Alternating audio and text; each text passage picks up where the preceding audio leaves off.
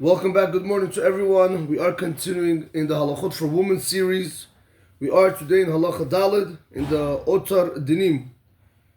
Katan hayudei lidaber. If you have a child that knows how to speak, nachon shehahorim yargiluhu lomar bikumo mishinato modeani v'chulu. Rav Yitzchak Yosef Shlita is bringing down over here that if you have a child that knows how to speak, it's correct for the parents to accustom the child to say in the morning, if he's a boy, Modeh ani lefanecha melechai, and so on. If she's a girl, Moda ani lefanecha. Right?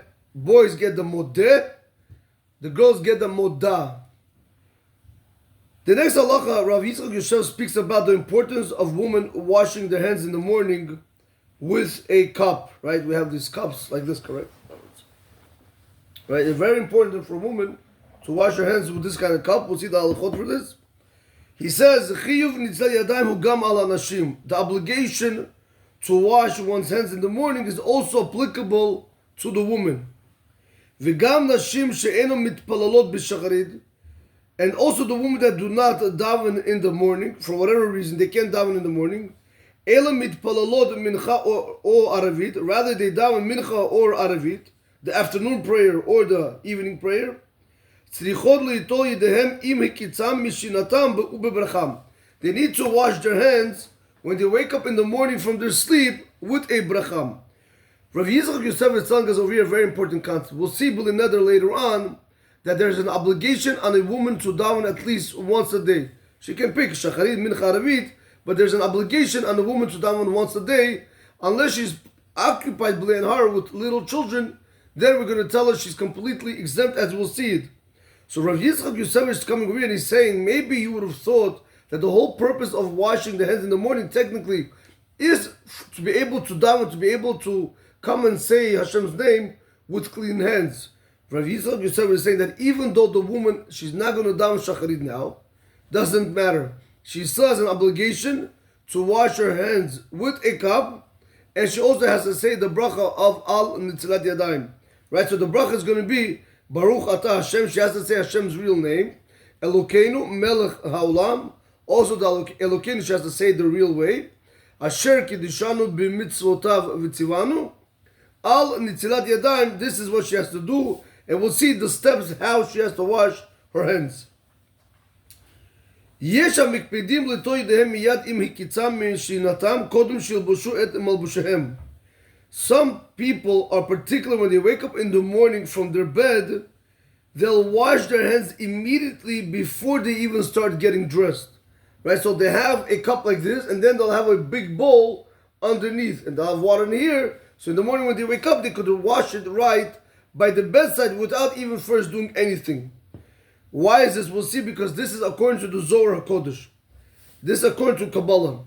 However, halachically speaking, Alpi HaGemora Poskim, based on the Talmud and our later generation rabbis, Mutar ben le'ish u ben le'isha lilbosh et ha'milbushim kodam ha'netila. Whether he's a man, whether she's a woman, doesn't matter. You're allowed to get dressed according to the letter of the law before you even wash your hands.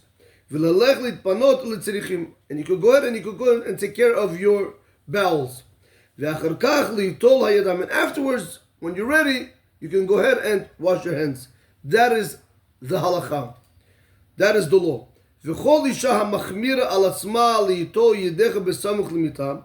Any woman that is stringent on herself to go ahead and wash her hands close to her bedside, before she gets dressed, like the words of the Zohar Kodesh, if you have a woman that wants to be stringent and wants to wash by the bedside, he says over here that may blessings shower upon her.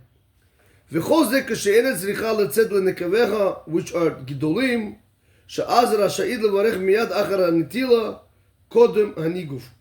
all this that we are saying, that if she wants to go ahead and she wants to wash, she wants to be stringent and wash her hands by the bedside, that as long as she does not have to go ahead and make number 2, which is called Gedolim in Hebrew, then since she doesn't have to go make number 2, we're going to allow her to wash her hands by the bedside, And then she's even able to go ahead and bless the bracha of Al Nitzat Yadayim, but the blessing has to be said before she dries her hand. Aval, however, he says, Im tzricha letzet lenikavecha. But what happens if she really has to go to the bathroom to take care of Gidol number 2? You need to understand holding back one's bowels, it goes with the Isser of not to be an abomination in the eyes of Hashem. So it's very bad. It's not only unhealthy, but it's also a person does prohibition if he really has to go. However, he says, Aval im tzricha letzet lenikavecha. What happens if she has to go and she has to make number 2? She's not able to bless now on the blessing because she has to use the restroom. It's better that she go take care of her bowels than try to be stringent and wash her hands by the bedside. And afterwards, after she goes to the restroom, then she comes out, she'll take the cup, we'll see how the process has to be, she'll wash her hands, and before the drying, she has to say the bracha of Al Nitzat Yadayim.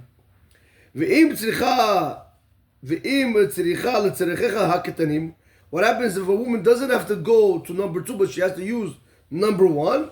Says not a problem. If she really wants to wash her hands by the bedside and then say the bracha of Al Nitzat Yadayim, there's no prohibition of blessing the bracha of Al Nitzat Yadayim. Continues Rav Yitzchak Yosef Rabotai, just for today, last final halacha. Regarding the rings, a lot of times a woman has a ring on, correct? Or engagement ring, marriage ring, this type of ring, okay. Ein ha'isha tzricha la'asir et ha'taba'at me'al yedecha be'al nitzat yadayim shacharit. Be'et nitzat yadayim shacharit. Ule'in nitzat yadayim l'sudar, ela halam bihi l'chot nitzat yadayim l'sudar. Okay.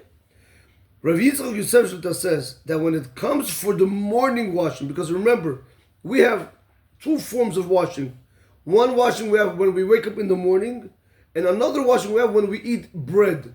So Rav Yitzchak Yosef says that there are 2 separate halachot when it comes to the rings. For the rings, he says, see later on for that. So we'll stick to what we're doing now. If a woman wakes up in the morning and she has rings on her finger, is she allowed to go ahead and wash her hands for the morning to remove the tuma or to prepare herself to pray? 100% Rabotai, she's allowed to keep the rings on her finger, and she does not need to remove it. Again, this is specifically by when you wake up in the morning, since you're only doing it to remove the ruch ra'ah, to remove this evil spirit, or you're preparing yourself to daven. With the halachot for the bread meal, Bezrat Hashem, when we get there, we will see how the halachot have to be. Baruch Adonai Olam, Amen ve'amen.